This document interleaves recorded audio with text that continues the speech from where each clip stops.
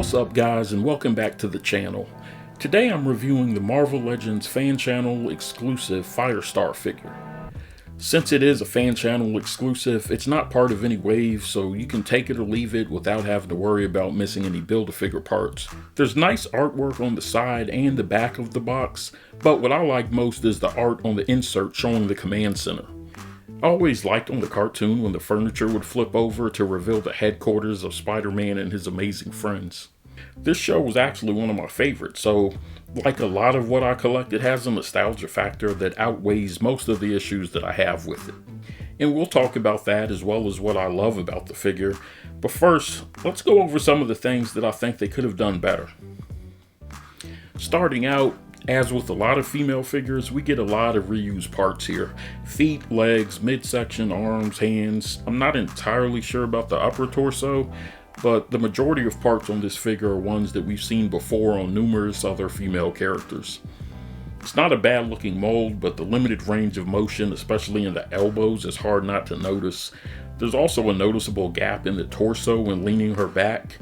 And after seeing other figures like Storm using the pinless joint technology, I really wish Firestar did too. For articulation, you can get Firestar looking up a decent amount, but I found that you have to be sure and have the collar kind of tucked into the head joint to get the most range. The flowing hair sculpt also gets much more range than the standard one. She has diaphragm, swivel, and pivot, and while you can get her leaning back a good ways, there's a noticeable gap as I mentioned. This is pretty easily hidden though if you're taking photos, but if you have her posed like this on a shelf, it's going to look pretty weird.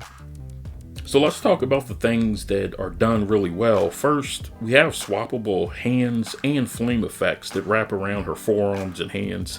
And yes, they are reused, but for this particular character, they work pretty well. Next, the flames on her outfit look good. This is a pretty basic costume, mostly yellow.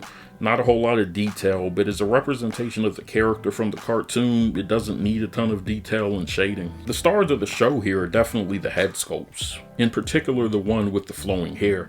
It looks really good and allows for better movement than the standard sculpt, but the standard sculpt has more shading, which really makes it stand out. The masks also look good on both sculpts, and the fact that we can have her with a more neutral look means more options when posing for pictures.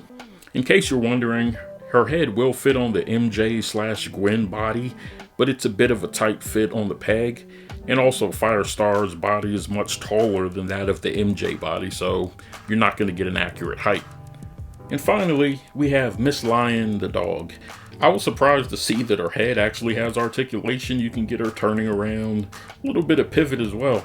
It's a nice sculpt and yet another accessory that's included. Since there's no bath piece, I'm happy to see that they didn't shortchange us.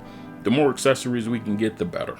Plus, everything that we get with Firestar actually has a purpose that adds to the figure. So while Firestar doesn't bring a whole lot new to the table, she's a character that a lot of us have been wanting for a long time. There's a certain familiarity due to the reused parts, but at the same time, when I look at the figure, I only see Firestar, regardless of how many other figures use this mold or pieces from it. And in the end, that's all that really matters to me. Hopefully we get an Aunt May at some point, and maybe a new Iceman with an updated sculpt using the pinless joints. That'd be nice. So if you're a fan of Firestar, I think you'll be really happy with this figure, and you should definitely pick it up if you haven't already. So that does it for this look at Firestar. If you enjoyed the video, please give it a like. If you aren't subscribed, please consider doing so. I have a lot more content on the way.